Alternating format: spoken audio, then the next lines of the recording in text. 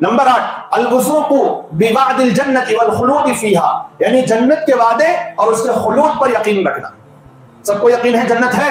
ارے بولو، اگر کسی کو یقین نہیں ہے تو وہ اسی وقت اپنے یقین کو کیا کر لے، درست کرے، صحیح کرے کہ اللہ نے جنت آلریڈی بنا دی ہے، بنائے گا نہیں، آلریڈی بنا دی ہے.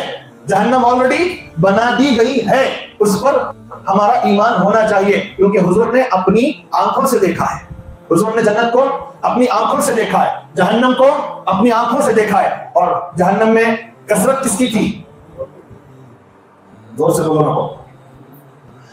تو جنت کے وعدے اور اس کے خلود پر یقین کرنا یہ دل سے تعلق رکھنے والے ایمان کا حصہ ہے. رکھیں گے انشاءاللہ تو جنت میں پہنچانے والے اعمال بھی ضروری. خالی تمنا کرنے سے کچھ نہیں ہوتا.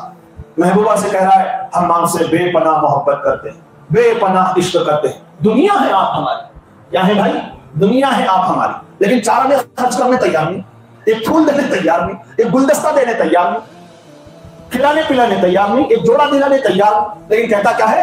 ہم آپ سے بے پناہ محبت کرتے ہیں. لات مار کے جائے کہ چل رہے ہیں، کیا بولتے ہیں بھکاری، چل بھکاری کہیں کا، تیری محبت جھوٹی ہے، تیرا دعویٰ جھوٹا ہے. اگر تو اپنے دعوے میں سچا ہوتا تو میری ہر چھوٹی بڑی ضرورت اور خواہش کو پورا کرنے کی کوشش کرتا. تو جنت کی محبت ہے، جنت کی طلب ہے، تو جنت میں لے جانے والے اعمال کرتے ہوئے مسلمان نظر بھی آئیں گے.